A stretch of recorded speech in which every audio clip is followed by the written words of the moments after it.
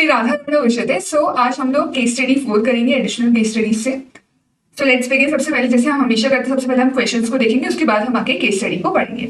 सो हम क्वेश्चंस को पढ़ के सबसे पहले आइडेंटिफाई करेंगे किस किस सब्जेक्ट में से क्वेश्चन पूछे गए हैं। So first question is related to lease liability, so it is related to FR, index 116। Then second question is related to comment upon validity of action of assessing officer, and यहाँ पर कुछ assessment year देखते हैं, हमें समझ में आएगा it is related to DT something. Then next question, this is about company secretary, so it is for sure related to law. Then again in this FR का question. The next question is related to goodwill calculations, again FR index 103. Then if we look at the descriptive question, so they are asking about related party transactions, so again FR index 24. Then they are asking about the commissioner ने second जो notice issue किया है वो सही किया है या नहीं। कंपनी स्टेक्स कंप्लायंस नोटिस इशू हुआ है, so it could be related to DT और आईडीटी आइदर। सो हम चेक कर लेंगे किससे रिलेटेड है basically. Then on the concessions for importation of machinery, it is related to IDT. And then they are asking about restrictions for Green Wave Limited to sell its machinery in exchange for a vehicle, and if yes, then what legal requirements would have been followed by it. So basically, Green Wave Limited ने mister Arjun को अपनी machinery cell करी है और उसके बदले में क्या लिया है, व्हीकल लिया है। सो यहाँ पे बहुत ज्यादा क्लियर नहीं हो रहा, बट टू एन एक्सटेंट मुझे जो देख के लग रहा है लॉ से रिलेटेड हो सकता है। बट इसको अगर हम देख सकते हैं कि ये ऐसा क्वेश्चन हो सकता है जहां आप थोड़ा कंफ्यूज होते हो कि ये पर्टिकुलर किस सब्जेक्ट से पूछा है, तो हम जब इसको केस स्टडी पढ़ेंगे तब हमें इसकी श्योरिटी मिल जाएगी कि एग्जैक्टली किस सब्जेक्ट में से पूछा गया। सो अब हम क्या करेंगे, फाइनली हम अप्रोच करेंगे केस स्टडी में। और अगर आप इस पर्टिकुलर केस स्टडी में देखोगे तो यहाँ पर कॉस्टिंग से रिलेटेड क्वेश्चन नहीं है, बाकी आई फील और एक ऑडिट से रिलेटेड भी कोई क्वेश्चन नहीं है, बाकी सारे सब्जेक्ट्स यहाँ पे कवर कर रखे हैं। So now let's read the case study. और ये केस स्टडी आइडियली मुझे देखने से लगी थोड़ी सही केस स्टडी, इसमें थोड़ा मोस्ट ऑफ द सब्जेक्ट्स का कवरेज भी है, प्लस जो क्वेश्चंस का टाइप मुझे देखकर लग रहा है वो थोड़ा ठीक है, एग्जाम में आने वाले लेवल लायक है। सो आप पढ़ते देखो, फर्स्ट पैरा जो मैंने देखा है it is just a basic introduction, so I am skipping it. उसके बाद प्रिया और अर्जुन दो लोग की यहाँ पे ये बेसिकली स्टोरी को बता रहे हैं। 2021 में इन्होंने इकोटेक इनोवेशंस प्राइवेट लिमिटेड की फाउंडेशन करी है और इनका ये कुछ पर्टिकुलर मिशन दे रखा है, बट हमने जो क्वेश्चन देखे उनमें से मुझे कहीं पर भी ये रेलेवेंट लग नहीं रहा, तो मैं अभी इसको स्किप कर रही हूँ। फिर उन्होंने बात करी है ग्रोथ एक्सपेंशन और स्ट्रेटेजिक पार्टनरशिप्स की। इसका मुझे आइडियली कोई रेलेवेंस नहीं लग रहा है, बस केस स्टडी को बड़ा करने के लिए दे रखा है, मुझे यही विजिबल हो रहा है। फिर उन्होंने इंडिया की स्वच्छ भारत मिशन की बात कर दी। फिर उन्होंने बता दिया कि अभी तक प्रिया और अर्जुन ही sole shareholders and directors थे इकोटेक इनोवेशंस प्राइवेट लिमिटेड के। However, as their business grew, they brought on board their friend, a sustainability expert, Rahul, as a post-shareholder with a 15% stake, और बाकी दोनों के पास 42.5% का stake रह गया। And they appointed their trusted friend Megha as CFO. ये भी really relevant नहीं है। अब देखो next क्या दे रखा है। As Ecotech experienced rapid growth and expansion, the need for new state-of-the-art at head office became evident. The construction of the new office building commenced on 1st September 2023. So जो यहाँ पर जो बात कर रही थी कहीं लग रही है इंडेक्स 23 बोरोइंग कॉस्ट से रिलेटेड। तो हमारे पास डिस्क्रिप्टिव में आई बिलीव इसका क्वेश्चन है, नहीं डिस्क्रिप्टिव नहीं, यहाँ पर जो ये बोरोइंग कॉस्ट से रिलेटेड क्वेश्चन है ये उसके रिगार्डिंग इन्फॉर्मेशन काम में आने वाली है। सो एमसीक्यू में we have usages of this information. So इन्होंने बेसिकली बता दिया कि 1 सितंबर को बिल्डिंग का कंस्ट्रक्शन स्टार्ट हुआ, 31 दिसंबर को एंड हो रहा है। Directly attributable expenditure 1 lakh rupees का है। कंस्ट्रक्शन इज इन प्रोग्रेस हुआ, the cost increase with company incurring 2,50,000 each of the subsequent months from October to December. So September month में 1 लाख का एक्सपेंडिचर हुआ और उसके बाद में 2,50,000 each in October to December. फिर दे रखा है कि इन्होंने 10% डिबेंचर्स इशू कर रखे 20 लाख रुपीज के, ओवरड्राफ्ट है 5 लाख रुपीज का जो दिसंबर 23 में 7,50,000 का हो गया।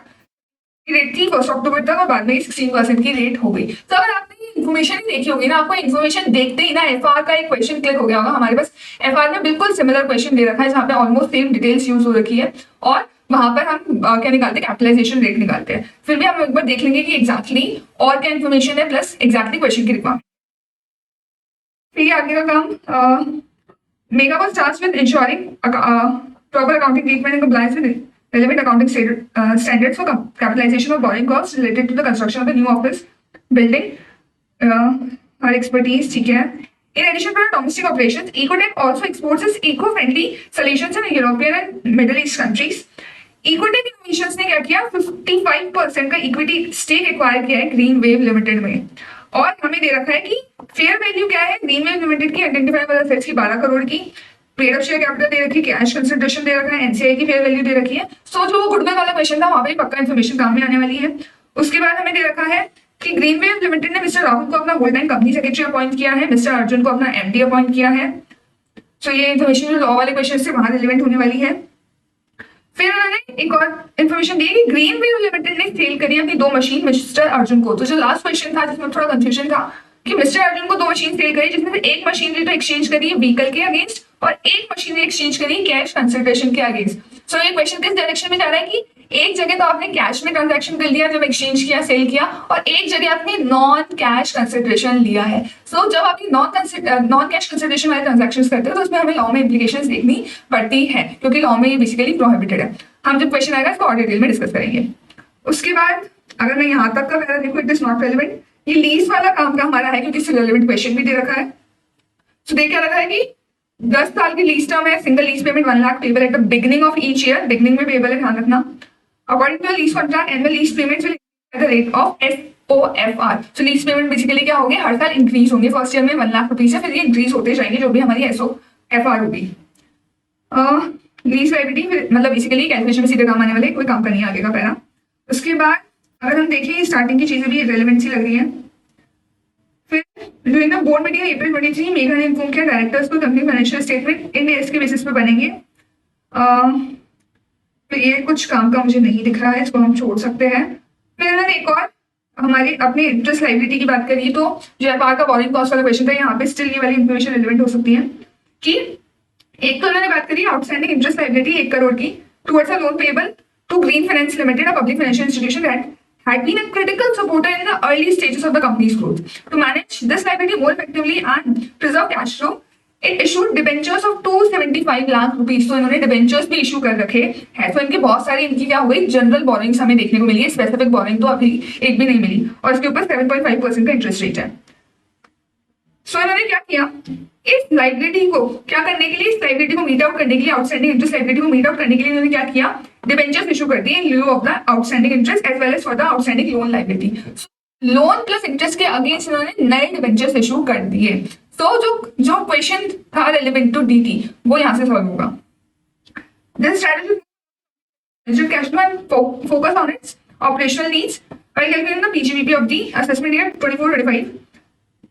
इकोटेक ने क्या करा, ये इंटरेस्ट को डिडक्ट कर दिया अपने एज अ बिजनेस एक्सपेंस की, उन्होंने पे कर दिया, क्योंकि इंटरेस्ट के केस में क्या होता है, जब तक आप एक्चुअल पेमेंट नहीं करते तब तक आप उसको डिडक्शन क्लेम नहीं कर सकते हो। सो इन्होंने क्या किया, इसको कन्वर्ट कर दिया डिबेंचर में, उसका डिडक्शन क्लेम कर दिया। तो क्या ये सही किया? नहीं, इट इज नॉट परमिटेड, आप ऐसा नहीं कर सकते हो। However, the assessing officer rejected a deduction, so इसके ऊपर क्वेश्चन होगा बेसिकली आई फील। फिर इन्होंने अपना जीपी दे रखा है 18 करोड़ का, इंडायरेक्ट एक्सपेंसेस दे रखे 4 करोड़ के, और फिर आता है कि during the annual audit of Ecotech innovations private Limited the tax consultant raised a concern regarding a notice issued by the commissioner of income tax. So एक जो कमिश्नर वाला क्वेश्चन था वो रिलेटेड टू इनका बेसिकली इनकम टैक्स वाला commissioner की यहाँ पे बात हो रही है, सो वो डीटी से रिलेटेड है रादर देन आईटीटी। सो ये अब कंफर्म हो गया कि क्वेश्चन डीटी से रिलेटेड ही है। सो दे आर सेइंग कि कमिश्नर ऑफ इनकम टैक्स ने एक नोटिस इशू किया, उसके रिगार्डिंग जो हमारे टैक्स कंसल्टेंट ने उसने एक इशू रेज किया है कि कमिश्नर ने क्या किया, पहले तो एक नोटिस उन्होंने एक नोटिस इशू किया ताकि वो असेसिंग ऑफिसर का जो ऑर्डर है उसको रिवाइज कर सके। असेसिंग ऑफिसर ने क्या किया था, सेक्शन 143 में एक ऑर्डर पास किया था, उसका वो रिविजन करना चाह रहा है, उसके लिए उसने नोटिस इशू किया था। तो बेसिकली अगर आपको याद होगा डीटी में, तो सेक्शन 263 में बेसिकली रिविजन करता है कमिश्नर।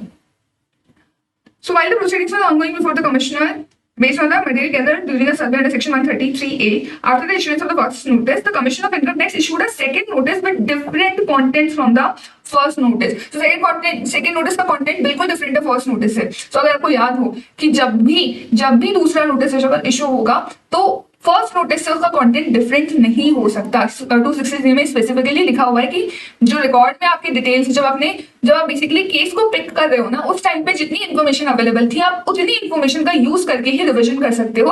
आप बाद में आपके पास कोई इन्फॉर्मेशन आती है उसको यूज नहीं कर सकते। तो इन्होंने जो 133A का सर्वे हुआ उसके बेसिस पर जो इन्फॉर्मेशन बाद में आई उसका यूज करके सेकंड नोटिस में डिफरेंट कंटेंट स्पेसिफाई कर दिया, तो इट इज नॉट करेक्ट।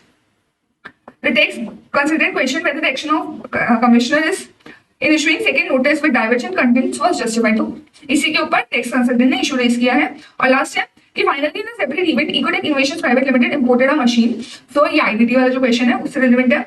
सो उसके रिगार्डिंग 180 लाख की मशीन यहाँ पे वापस इंपोर्ट करी है, paying all duties of customs due to technical manufacturing defect the machine was sent back to the supplier for repairs. और रिपेयर्स के लिए उसको क्या करना पड़ा, वापस भेजना पड़ा अक्टूबर में। And री-इम्पोर्टेड in August 24। सो इसको री-इम्पोर्ट भी कर लिया लेस देन 1 ईयर में। कोई रीमैन्युफैक्चरिंग रीप्रोसेसिंग नहीं हुई, सिर्फ रिपेयर्स का काम हुआ है। So machine was under warranty और रिपेयर्स भी फ्री ऑफ कॉस्ट हुआ है। लेकिन फेयर कॉस्ट ऑफ रिपेयर्स कितनी, 5 लाख की। कॉस्ट ऑफ मटेरियल 10 लाख का है जो इसमें 5 लाख में इंक्लूडेड नहीं है। सो कॉस्ट ऑफ मटेरियल भी इंक्लूड करना रहता है। Actual freight and insurance charges 5 lakh के दे रखे, टू एंड फ्रो, और ओनरशिप मशीनरी की चेंज नहीं हुई है। सो अगर आपको याद हो कि आईडीटी वाले ऐसे वाले जो टॉपिक रहता है तो उसमें हमें कुछ कंडीशंस फुलफिल करनी पड़ती है और फिर हम क्या करते हैं, हमें 180 की पूरी वैल्यू में दोबारा कोई भी कस्टम ड्यूटी पे करने की रिक्वायरमेंट नहीं है। सिर्फ जितना आपने रिपेयर करा है, भले ही उसके लिए पैसे चार्ज नहीं कर रहे हो, पर उसकी फेयर कॉस्ट को हम क्या करते हैं, वैल्यूएशन का पार्ट बना के उसके ऊपर कस्टम ड्यूटी हमें पे करनी पड़ती है। तो उससे रेलेवेंट क्वेश्चन होगा वो हमें भी देख लेंगे। तो पहला क्वेश्चन है लीज लायबिलिटी की कैलकुलेशन से रिलेटेड। सो लीज लायबिलिटी की कैलकुलेशन से रिलेटेड क्वेश्चन है। OFR हमें 2% दे रखा है, तो जो हमारा 1 लाख का कैश फ्लो है वो हर साल 2 लाख से क्या होगा, इंक्रीज होगा। और interest rate implicit in the lease हमें 5% की दे रखी है। सो अगर आपको थोड़ा बहुत भी क्लिक हो रहा ना, हमने ऐसा सेम क्वेश्चन करा हुआ है जिसमें पहले साल का कैश फ्लो 1 लाख, फिर 1,02,000 हो जाएगा, 2% से बढ़ रहा होगा, तो सेम क्वेश्चन ना हमने देख रखा है। फिर भी चलो एक बार हम इसको देख लेते हैं कि स्टडी मैट में कहाँ है ये question. So lease liability let's check in module 2। So यहाँ पे यूनिट 8 में लीज लायबिलिटी है। सो लेट्स सी कि अगर ऐसा कोई क्वेश्चन हमें डायरेक्टली मिल जाता है तो बहुत ही बढ़िया है। और देखो ऐसा होगा कि आपको case studies directly copy paste नहीं मिलेगी, पर आपको सिमिलर क्वेश्चंस ना एग्जाम में मिलने के चांसेस है। और अगर क्वेश्चन सिमिलर मतलब सेम टू सेम नहीं मिलेंगे तो बहुत सेम पैटर्न के मिल जाएंगे, मतलब कुछ फिगर्स चेंज होंगे, आपको क्वेश्चंस मिल जाएंगे। सो या वी गॉट दिस क्वेश्चन। सो देखो यहाँ पे भी दे रखा है 10 साल की लीज है, इनिशियल पेमेंट 1 लाख का है और बिगनिंग ऑफ द ईयर ही है, SOFR 2% है और 5% के इंटरेस्ट रेट इम्प्लिसिट है। तो सेम हमें क्वेश्चन मिल गया, डायरेक्ट आंसर ही मिल गया यहाँ पे तो कि 889 का यहाँ पे क्या आने वाला है, हमारा पीवी ऑफ लीज लायबिलिटी आने वाला है। तो अगर हम ऑप्शन देखें, we have this option B as the correct option. So यहाँ पे तो हमें कैलकुलेशन नहीं करनी पड़ी, सेम आंसर हमें मिल गया। सो यहाँ पे इसका आंसर बी दे रखा है। नेक्स्ट क्वेश्चन इज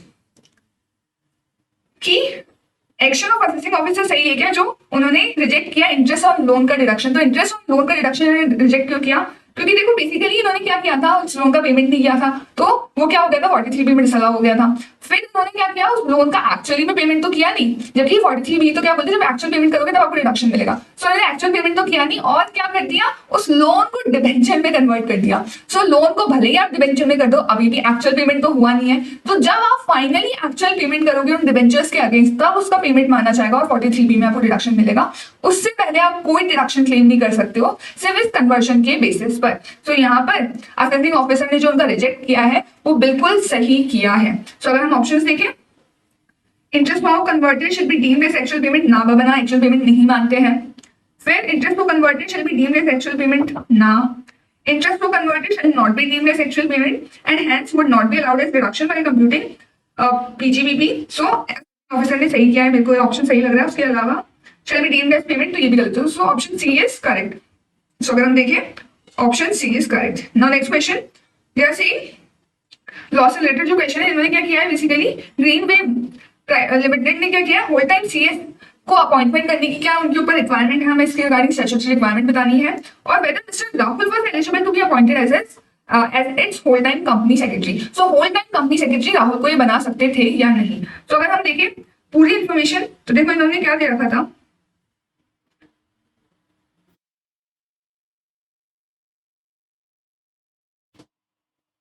सो या राहुल क्या है, को फाउंडर है किसका, इनकी होल्डिंग कंपनी का, जो हमने ये इको वाली कंपनी देखी है, इसका क्या है, इसका तो ये क्या है, बेसिकली इसका ये शेयर होल्डर है। और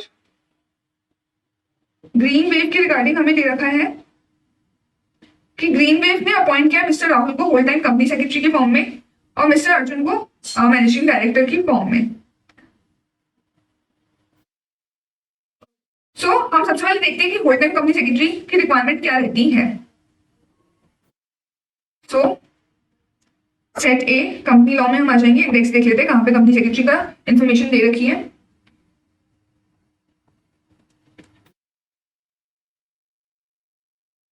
तो बी सी, ये डायरेक्टर्स की यहाँ पे बात है। डायरेक्टर्स वाले चैप्टर में तो कंपनी सेक्रेटरी नहीं है। की मैनेजरियल पर्सन होता है कंपनी सेक्रेटरी, और यहाँ पे फंक्शंस ऑफ कंपनी सेक्रेटरी भी दे रखा है, तो 2.9 से 2.13 के बीच में मिल जाना चाहिए हमें। लेट्स सी, सेकेंड चैप्टर में है।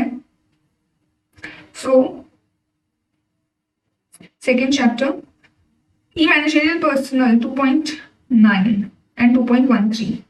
सो अगर की मैनेजरियल पर्सन की बात करें, हाँ देखो यहाँ पे ये सीएस का नाम भी दे रखा है। सो इट सेज कि ये सारे होल टाइम केएमपीज होने चाहिए अगर आप एक लिस्टेड कंपनी हो, public company having paid share capital of 10 crore और मोर, या फिर आप कंपनी सेक्रेटरी आपको तब भी रखना पड़ेगा जब आपकी एक प्राइवेट कंपनी है और आपका पेड शेयर कैपिटल कितना है 10 करोड़ रुपीज या उससे ज्यादा का। सो यहाँ पे आप प्राइवेट कंपनीज को भी रखनी पड़ेगी। तो अगर हम ग्रीन वेव लिमिटेड की बात करें तो इसका हम देखना पड़ेगा सबसे पहले पेड शेयर कैपिटल कितनी है।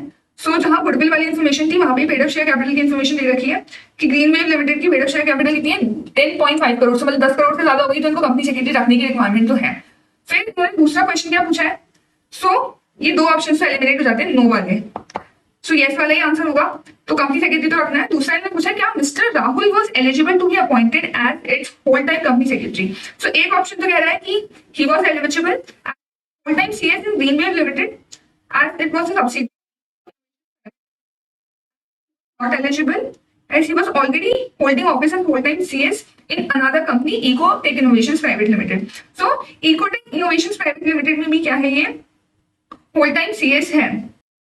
So देखो इन्होंने यहाँ दे रखा है कि ग्रीन वेव ने अपॉइंट किया मिस्टर राहुल को as its full-time company secretary and Mr. Arjun को managing director, positions they also held at Eco Innovations Private Limited. So Mr. Rahul Eco Innovations Private Limited में क्या है full-time CS है, और इनको ग्रीन वेव में क्या बता दिया full-time CS बना दिया। तो क्या होल टाइम ये दो कंपनीज में एक साथ हो सकता है, तो इसके रिगार्डिंग देखते हैं क्या बोल रखा है।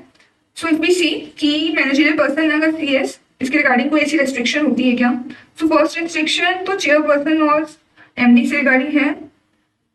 फिर बार और मल्टीपल अपॉइंटमेंट को थर्ड में दे रखा है, whole time KMP shall not hold office in more than one company at the same time except in its subsidiary company. So generally आप नहीं हेल्ड कर सकते पोजीशन दो कंपनी में एक साथ, पर अगर वो आपकी सब्सिडियरी है तो फिर आपके ऊपर ये रेस्ट्रिक्शन अप्लाई नहीं होती। तो क्योंकि आपकी ग्रीन वेव क्या है सब्सिडियरी है, तो यहाँ पर वो एलिजिबल है दोनों कंपनीज में एज सीएस। सो इसका आंसर क्या होगा, यहाँ पर ही is eligible. Answer B is correct and C is incorrect. So B यहाँ पे हो जाएगा correct option. Then 4.4 is related to, हमें निकालनी है बोरोइंग कॉस्ट वाली रेट। सो एक बार हम ट्राई कर लेते हैं कि हमें जैसे एफआर का एक और क्वेश्चन मिला था वैसे ही अगर ये क्वेश्चन भी मिल जाए बोरोइंग कॉस्ट वाला। So if we see borrowing cost हो गया। सो हम सबसे पहले एक बार क्वेश्चन ही देख लेते हैं, क्या पता क्वेश्चन से रिलेटेड कोई क्वेश्चन हो सिमिलर सा, क्योंकि आई कुड रिकॉल ऐसा कुछ सिमिलर सा क्वेश्चन है तो सही। सो लेट्स एक बार चेक।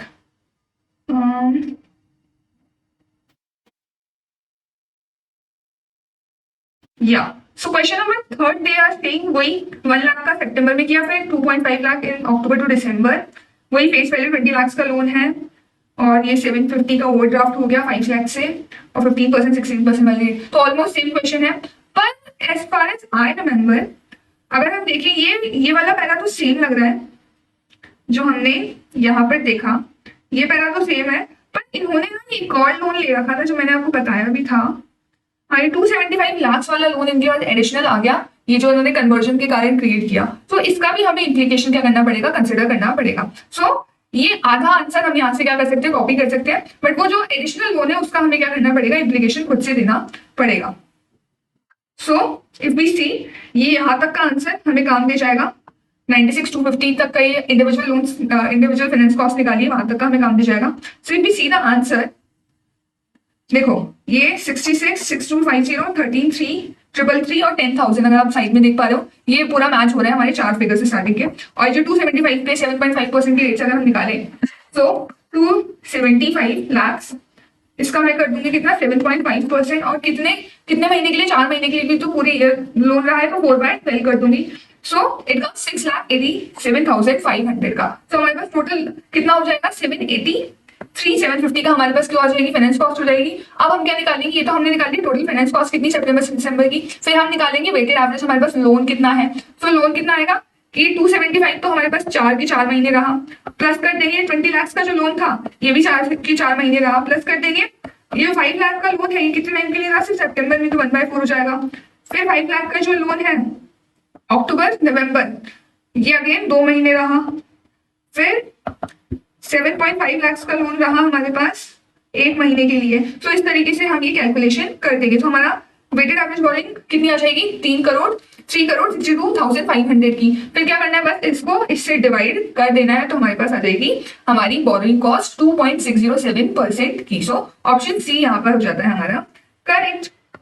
नेक्स्ट क्वेश्चन इज, हमें गुडविल कैलकुलेट करनी है। सो जो हमें यहाँ पे इन्फॉर्मेशन दे रखी थी इससे कैलकुलेट करनी है, और दे आर सेइंग हमें बहुत फेयर वैल्यू और पीएसएनएस इसको कैलकुलेट करके दिखाना है। सो हम गुडविल कैलकुलेट कैसे करते हैं, सबसे पहले हम लेते हैं पीसी, उसमें क्या करते हैं एनसीआई ऐड करते हैं, और उसमें जो आंसर आता है उसमें से लेस कर देते हैं। क्या लेस कर देते हैं, जो हमारा नेट आइडेंटिफाइबल असेट्स की, नेट आइडेंटिफाइबल असेट्स की जो वैल्यू होती है, फेयर वैल्यू होती है, फेयर वैल्यू को लेस करते हैं।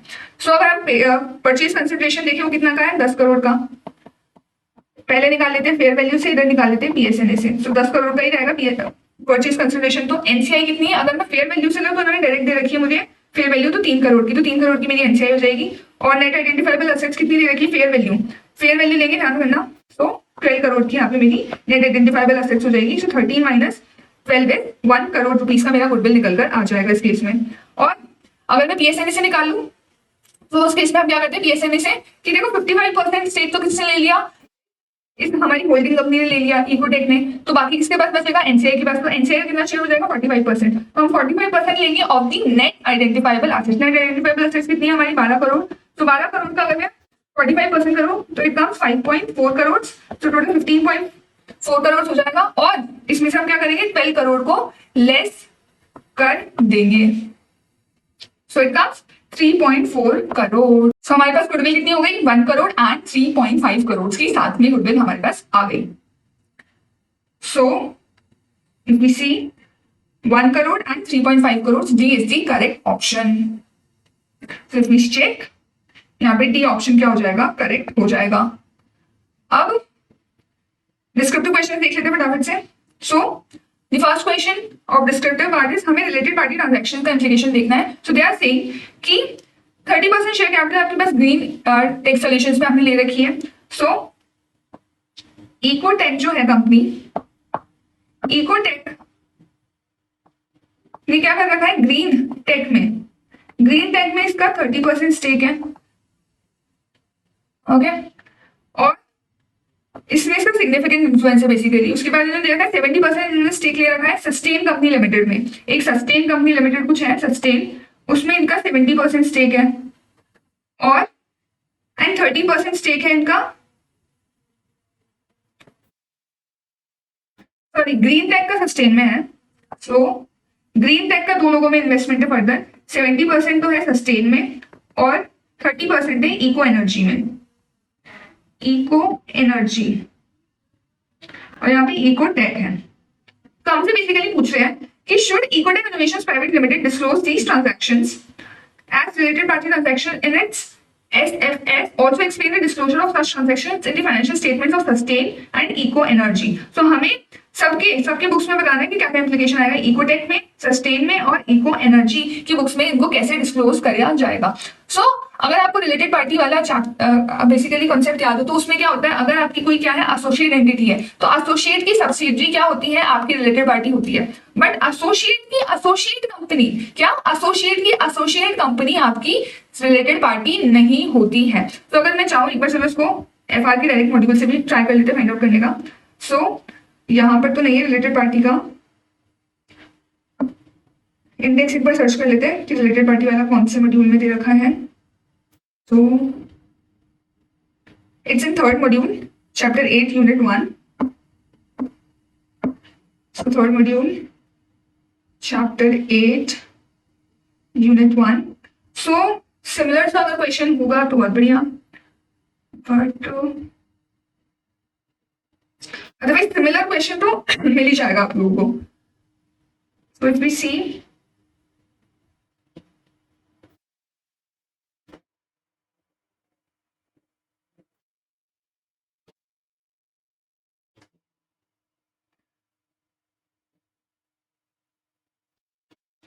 देखो इससे भी आप थोड़ा हेल्प लेके इस क्वेश्चन को सॉल्व कर सकते हो कि जैसे इस दो सब्सिडरी और एसोसिएट है और एसोसिएट की भी एसोसिएट है, तो एसोसिएट तो हमारी क्या होती है, रिलेटेड पार्टी, बट एसोसिएट की associate is not are related party. So एक तो आपको इस एग्जांपल से बहुत अच्छे से हेल्प मिल जाएगा इस क्वेश्चन में।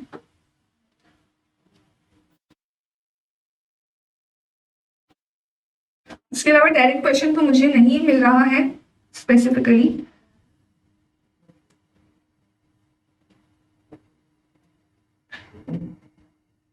सो सेम क्वेश्चन तो मुझे नहीं दिखा। ओके, सो बेसिकली क्या होगा इसमें केस में कि इकोटेक के लिए रिलेटेड पार्टी कौन होगी, ग्रीन टेक होगी, सस्टेन होगी, पर इको एनर्जी नहीं होगी। वही अगर हम बात करें सस्टेन के लिए इसकी होल्डिंग कंपनी कौन है, ग्रीन टेक, वो उसकी रिलेटेड पार्टी होगी। ग्रीन टेक की एसोसिएट क्योंकि इकोटेक है तो सस्टेन के लिए इकोटेक भी रिलेटेड पार्टी होगी, बट सस्टेन का इको एनर्जी से कोई लेना देना होगा क्या, होगा क्या, बिल्कुल होगा। क्या, बिल्कुल होगा। क्यों होगा, क्योंकि ग्रीन टेक की तो एसोसिएट है ना, उसकी होल्डिंग कंपनी की एसोसिएट है। क्या है, होल्डिंग कंपनी की एसोसिएट दे।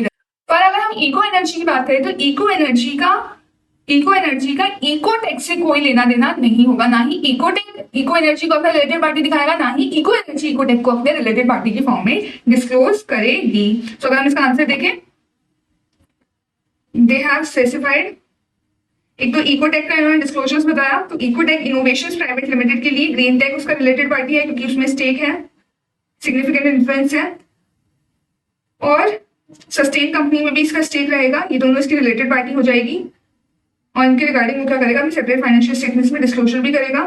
अगर हम इको एनर्जी के रिगार्डिंग डिस्क्लोजर की बात करें तो इको एनर्जी को एज अ रिलेटेड पार्टी को डिस्क्लोज करने की उसको रिक्वायरमेंट नहीं है। तो अगर हम सस्टेन कंपनी की बात करें तो सस्टेन कंपनी भी क्या करेगी, इकोटेक इनोवेशंस के बीच में जो ट्रांजैक्शन हो रहे हैं उसको अपने फाइनेंशियल स्टेटमेंट्स में डिस्क्लोज करेगी, लेकिन इको एनर्जी इकोटेक इनोवेशंस के साथ जो ट्रांजैक्शन हो रहे हैं उसको अपने रिलेटेड पार्टी डिस्क्लोजर्स में नहीं दिखाएगा। नाउ नेक्स्ट क्वेश्चन इज,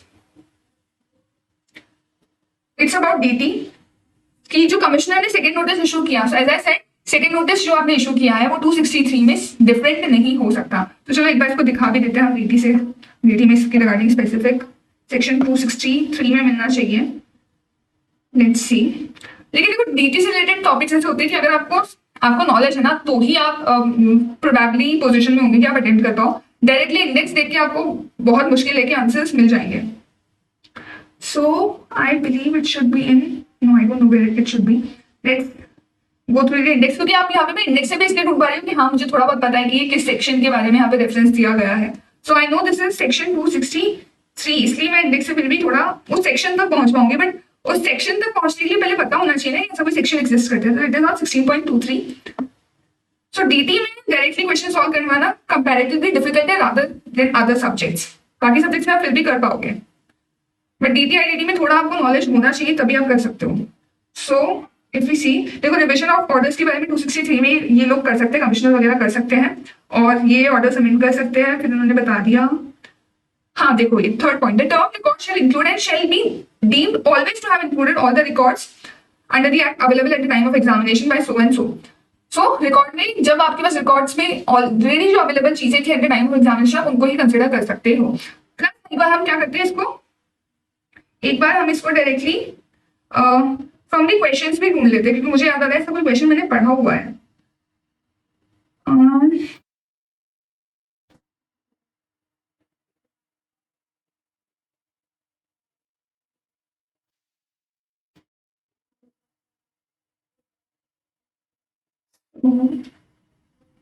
या नाइन्थ का ए, देखो इसमें भी वही 143 का ऑर्डर रिवाइज कर रहे हैं, 133 ए का सर्वे हुआ, फर्स्ट नोटिस के अगेन सेकंड नोटिस। तो हमें तो बिल्कुल सेम आंसर मिल गया। आपको क्या कर देना है, नाइन्थ का ए एज इट इज यहाँ पे आपको लिख देना है, और रिकॉर्ड वाली बात ही इसमें देखो लिखी हुई है, उसको और भी थोड़ा डिटेल में एक्सप्लेन करना है। तो अगर हम इसका आंसर देखेंगे, सो 4.7 में देखो इन्होंने भी एग्जैक्टली यही कर रखा है, पूरा सेम उन्होंने एक्सप्लेन कर रखा है, वही डिट्टो आंसर है इसका। So nothing is change. आप इसको पूरा अगर आपको मिल जाए तो आप आराम से इसमें मार्क्स ला सकते हो। एंड आपको ऐसे क्वेश्चंस मिलते हैं ना जो आप प्योरली थ्योरेटिकल क्वेश्चन से आपको मिल गया टॉपिक, तो आप जितना ज्यादा कंटेंट लिख सको उतना आपके लिए अच्छा होगा, क्योंकि आईसीआई ना किस पर्टिकुलर स्टेप का मार्क दे दिया नहीं समझ पाओगे। तो आप जितना ज्यादा कंटेंट लिख दो और कोशिश करो वहां पे तो सेम ही लिख के आओ, बिकॉज ना यहाँ पर आप खुद के माइंड से लिखोगे ना वो बिल्कुल भी रिलेवेंट नहीं होने वाला। तो आप जितना अच्छे से लिख दोगे खुद से वो बेटर होगा। और अगर आपको जानना है ना कि मैंने एक्चुअली में कैसे अटेम्प्ट किया था, इतने लेंथी पेपर होने के बाद भी मैंने चीजें बिल्कुल सेम टू सेम लिखने का ही ट्राई किया था, तो आप एक बार सर्टिफाइड कॉपी में देख के आना। फिर है next question, importation of machinery के रिगार्डिंग आपसे बोला है कि you are required to advise on the concessions when you're available on the importation of machinery after repairs, state the conditions to be satisfied for availing such concession, और हमें custom duty और integrated tax calculate करना है on the repair वाला component. Custom duty 15% की, integrated tax 12% का है। सो देखो इसमें वो कुछ नहीं होता, इसमें बहुत सिंपल सा रूल है कि आपको फेयर कॉस्ट ऑफ रिपेयर लेनी पड़ती है जिसमें मटेरियल की कॉस्ट इंक्लूडेड होती है। तो फेयर कॉस्ट ऑफ रिपेयर कितनी हो जाएगी 15 लाख की, और आपका फ्रेट कितना है, फ्रेट चार्जेस में इंक्लूड होगा तो 5 लाख का ही हो गया, तो 20 लाख की आपकी क्या हो जाएगी टोटल वैल्यूएशन हो जाएगा यहाँ पे। फिर इसमें 15% अगर मैं क्या लगा दूं, 20 लाख का 15% में लगा दूंगी इसमें बेसिक कस्टम ड्यूटी, 3 लाख मेरी हो जाएगी बीसीडी। फिर मेरा SWS दे रखा है ना, हाँ SWS तो लगता ही लगता है, SWS नहीं भी बोला हो तो 10% का SWS हो जाएगा 30,000 का। सो 3,30,000 क्या हो जाएगा मेरा बेसिकली इसमें पूरा अमाउंट निकल के आ जाएगा कस्टम ड्यूटी का। फिर इस पे 12% का अगर मैं IGST लगाऊं, सो 3,30,000 इसका 12% comes 39,600 sorry it would be और 23,30 पे लगेगा ना, सॉरी। तो 23,30,000 पे लग जाएगा 12%, तो इट कम्स 279,600। तो 279,600 क्या हो जाएगा मेरा IGST हो जाएगा। तो टोटल ड्यूटी कितनी निकल के आ जाएगी 330 प्लस 279,600, तो इट कम्स 609,600। सो ये मेरा टोटल ड्यूटी निकल कर आ जाएगा इस क्वेश्चन में। तो वही कंडीशन आपको बतानी है कि आपको कितने टाइम पीरियड में आप कर सकते हो। 3 साल वाला जो क्राइटेरिया है, गुड्स की ओनरशिप वगैरह चेंज नहीं होनी चाहिए, कि इम्पोर्ट 3 साल में करना है, फिर उसको फर्दर आप 2 साल से एक्सटेंड करवा सकते हो, और सेम होनी चाहिए आपके बेसिकली री इम्पोर्टेड और एक्सपोर्टेड गुड्स, और ओनरशिप चेंज नहीं होनी चाहिए वाला क्राइटेरिया बता दोगे, और 609,600 का आपका ड्यूटी कैलकुलेट होकर यहाँ पे आ जाएगा। Now last question which is related to law, where they were asking about non cash transaction basically, कि जो एक्सचेंज किया है व्हीकल का ये सही किया है नहीं। तो अगर हम लॉ में देखते हैं इस टॉपिक को ढूंढने का इंडेक्स से ट्राई करते हैं, नॉन कैश ट्रांजैक्शन वाला टॉपिक जब आप डायरेक्टर से ट्रांजैक्शंस करते हो। So let's first check the index. So first देखो फर्स्ट चैप्टर तो अपॉइंटमेंट और क्वालिफिकेशन है, फिर मैनेजरियल पर्सनल के बारे में है, फिर बोर्ड्स और उसकी पावर्स के बारे में है।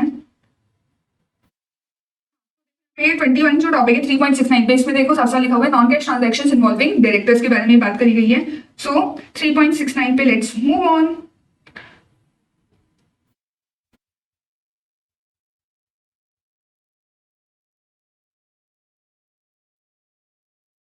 सो इस केस में आप ट्राई करना, इस लॉ का क्वेश्चन भी है ना पूरा का पूरा लिख के आना, जो प्रोविजन है ना पूरा एक्सप्लेन करना। अगर आप थोड़ा भी डाउटफुल हो ना कि इसमें कितना कंटेंट आना चाहिए, तो जितना मैक्सिमम लिख दोगे उतना आप सेफर साइड पे रहने वाले हो।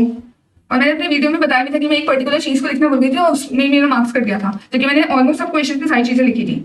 सो 3.69 पे देखो restrictions on involving non cash transactions involving director, section 192 है। सेक्शन का नाम भी आप पक्का लिख के आना, सेक्शन का नाम जरूर लिख के आना, क्योंकि सामने ही अब तो भाई गलती होने का चांस ही नहीं है। तो ये सेक्शन पूरा आप एक्सप्लेन करोगे पहले तो कि आप ऐसी कोई ट्रांजैक्शन में एंटर नहीं कर सकते हो, ये पूरा प्रोविजन बताओगे, अंडरलाइन करोगे। फिर आप बता दोगे किस केस में आपको रिलैक्सेशन मिल जाता है, कि अगर आप क्या कर दो रेजोल्यूशन पास कर दो जनरल मीटिंग में तो आपको रिलैक्सेशन भी मिल जाता है। और अगर डायरेक्टर और कंसर्न पर्सन क्या है, director of its holding company भी, तो approval shell also be required from the holding company. तो होल्डिंग कंपनी में भी क्या करना पड़ेगा, रेजोल्यूशन पास करना पड़ेगा।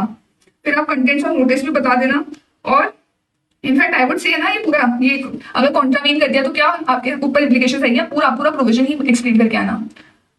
सो अगर हम देखें तो यहाँ पे रेस्ट्रिक्शंस तो बिल्कुल है, और मिस्टर अर्जुन के ऊपर डबल रेस्ट्रिक्शंस होगी, क्यों, क्योंकि ये होल्डिंग कंपनी में भी पोजीशन रोल करता है सेम। सो इफ आंसर, सो देखो इन्होंने यहाँ पे सबसे पहले देखो वही पूरा 192 सेक्शन एक्सप्लेन किया है कि डायरेक्टर पे है और ये किस किस की ट्रांजैक्शंस पे रिस्ट्रिक्शन है और रिलैक्सेशन कब मिलेगा। फिर नोटिस की बात करिए, इन्हें वो इम्प्लीकेशंस वाला जरूर पहला कवर नहीं किया, बट आई वुड सजेस्ट आप सेफर साइड पे करिए, क्योंकि देखो अभी इन्होंने नोटिस वाला पहला भी एक तो कवर कर लिया है। अब भले ही क्वेश्चन में ऐसा कोई स्पेसिफाइड नहीं था कि आपको नोटिस देना है, बट दे हैव कवर्ड ना, सो आपको पता नहीं चलेगा, आपको लगेगा कि आइडिया भी देखोगे ना तो मुझे तो ये दो पैरा रेलिवेंट लग रहे हैं जो बिल्कुल आंसर से बहुत कोरली रिलेटेड है, बट इन्होंने ये नोटिस वाला पैरा भी यहाँ पे कवर कर लिया, तो ऐसे आपको पता नहीं चल पाएगा कि एग्जैक्टली क्या कवर करने वाले। तो मैं सेफर साइड पे ये सजेस्ट करूंगी कि आप कोशिश करो कि जितना मैक्सिमम कवरेज कर सको। फिर उन्होंने बता दिया कि इस इंस्टेंस में क्या हुआ है, ये मैनेजिंग डायरेक्टर है, उनके साथ नॉन कैश ट्रांजेक्शन आपने कर लिया। अगर आपको इस सेक्शन 192 का कंप्लायंस करना है तो आपको क्या करना पड़ेगा, रेजोल्यूशन पास करना पड़ेगा जनरल मीटिंग में। और क्योंकि मिस्टर अर्जुन होल्डिंग कंपनी का भी डायरेक्टर है तो वहां से भी आपको क्या लेना पड़ेगा, प्रायर अप्रूवल लेना पड़ेगा। तो ये हमारी सारी केस स्टडी के क्वेश्चन हो जाते हैं यहाँ पे। Let me know if these videos are useful for you so that मैं इस सीरीज को कंटिन्यू कर पाऊँ and actually it gives me motivation to make new videos for you guys. So that's all for this video. Radhe Krishna.